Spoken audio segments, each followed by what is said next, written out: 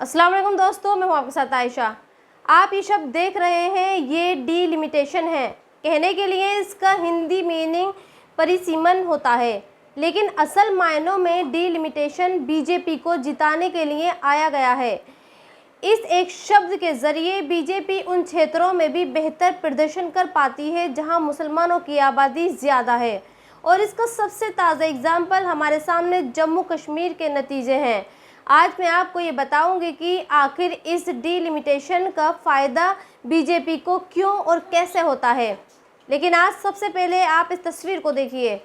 जिस वक्त आप कल टीवी पर हरियाणा और कश्मीर के रिजल्ट्स देख रहे थे और हमारे देश की टीवी मीडिया आपको ये बता रहा था कि प्रधानमंत्री नरेंद्र मोदी की लोकप्रियता घटी नहीं बल्कि बढ़ी है, उस वक्त त्रिपुरा की एक मस्जिद पर हमला किया गया।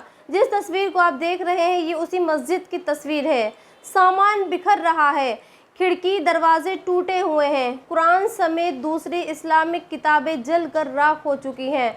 द मुस्लिम नाम के एक ट्विटर हैंडल से इस तस्वीर को पोस्ट किया गया है और ये लिखा गया है कि त्रिपुरा में कदमताल बाजार की एक मस्जिद पर प्लानिंग के साथ कुछ हिंदू चरमपंथियों ने हमला किया।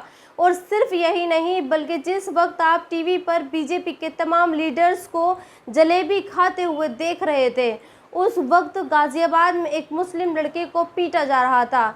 ये लड़का जब अपनी बहन के साथ स्कूल से लौट रहा था तो इसे रोककर करीब आधा दर्जन लोगों ने इसकी बेरहमी से पिटाई की। और जानते हैं इसका कसूर क्या था? इस लड़के ने पैगंबर मोहम्मद के खिलाफ की गई विवादित टिप्पणी करने वालों का विरोध किया था, जिसका बदला लेने के लिए इसे इसकी बहन के सामने पीटा गया और उसकी बहन को भी मारा गया। सोचिए, हमारे देश के प्रधानमंत्री हर रोज़ नवरात्र से जुड़ी तस्वीरें डालते हैं और ये बताते हैं कि नवरात्र में कौन सा दिन किस देवी का होता है, लेकिन वो कभी ऐसे लोगों से कुछ नहीं कहते जो धर्म के आधार पर सिर्फ नफरत के चलते मुसलमानों को मारते हैं। खैर, अब बात थोड़ी चुनाव की कर लेते हैं। मैंने शुरुआत में जिक्र किया था डीलिमिटेशन का, तो डीलिमिटेशन के इस खेल को आप इस चार्ट से समझ सकते हैं। बीजेपी ने जम्मू कश्मीर में इस बार 29 सीटें जीती हैं, जबकि उसने पिछली बार 25 सीटें जीती थी। बस ये जो 4 सीटों का अंतर आया है, असल में ये डीलिमिटेशन की वजह से ही आया है। 2022 में जम्मू कश्मीर में डीलिमिटेशन किया गया, यानी उन इलाकों में सीटों की संख्या बढ़ाई गई जहां हिंदू आबादी ज़्यादा है। जम्मू के कठुआ में जहां हिंदुओं की आबादी करीब 94% है, वहां 5 विधानसभा सीटों को बढ़ाकर 6 किया गया। करीब 86% हिंदू आबादी वाले उधमपुर में भी 3 सीटों को बढ़ाकर 4 किया गया है और बीजेपी ने इस बार इस क्षेत्र की चारों सीटों पर कब्जा किया। इसी तरह से सांबा जिले में 2 सीटों को 3 बनाया गया और बीजेपी ने यहां भी तीनों की तीनों सीटें जीती। डोडा जिले में 2022 से पहले 2 विधानसभा सीटें हुआ करती थी, लेकिन 2024 के चुनावों में यहां 3 विधानसभा सीटें की गईं। जम्मू की ही किश्तवाड़ और राजौरी सेक्टर में भी 1 और सीट बढ़ाई गई।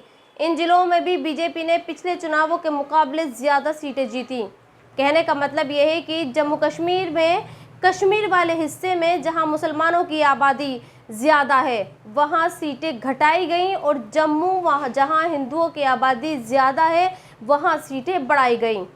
और शायद यही वजह है कि किश्तवाड़ जैसी जगहों पर जहां मुसलमानों की आबादी करीब 60% है वहां बीजेपी जीत जाती है। और फिर उसके बाद हमारे देश का मीडिया दिखाता है कि देखिए साहब, मुसलमान बीजेपी को वोट नहीं देते, बल्कि हकीकत तो यह है कि हिंदू बीजेपी के अलावा किसी और को वोट नहीं देते। और सिर्फ यही नहीं, बल्कि हिंदू उस हिंदू पार्टी को भी आज की तारीख में वोट नहीं देना चाहता जिस पार्टी को मुसलमान वोट देते हैं। जैसे किश्तवाड़ जहां पर मुसलमानों की आबादी 60% है, वहां पर बीजेपी की एक नेता शगुन परिहार जीत जाती है, क्योंकि इस क्षेत्र के 40% वोट सिर्फ शगुन परिहार को पड़े, जबकि बाकी के 60% वोट यानी मुसलमानों का वोट नेशनल कॉन्फ्रेंस, पीडीपी और इंडिपेंडेंट कैंडिडेट में बढ़ गया। सोचिए, आज मुसलमानों पर एक तरफा वोट डालने का इल्ज़ाम लगता है और ये कहा जाता है कि जब मुसलमान मोदी की स्कीम का फ़ायदा उठाते हैं तो फिर वो मोदी को वोट क्यों नहीं देते। लेकिन हकीकत तो यह है कि आज मुसलमान खुद बटा हुआ है, वो इतने ऐसे माहौल में भी जहां उसको जब चाहे जहां चाहे पीट दिया जाता है, वो एक होने का नाम ही नहीं ले रहा। और यहाँ मैं आपको एक और चीज़ बताती हूँ जो कि हरियाणा और कश्मीर के चुनावों से ही साबित हुई है। जिस कांग्रेस ने हिमाचल में कई मस्जिदों को अवैध बताकर तोड़ दिया, और उस कांग्रेस का वजूद आज सिर्फ और सिर्फ मुसलमानों की वजह से ही बचा हुआ है। कश्मीर में कांग्रेस को जिन 5 सीटों पर जीत मिली है वो सिर्फ मुसलमानों के वोटों से मिली है। हरियाणा में जिन 5 सीटों पर कांग्रेस को सबसे अच्छी जीत मिली है वो सीटें मुसलमानों ने कांग्रेस को जीत कर दी हैं।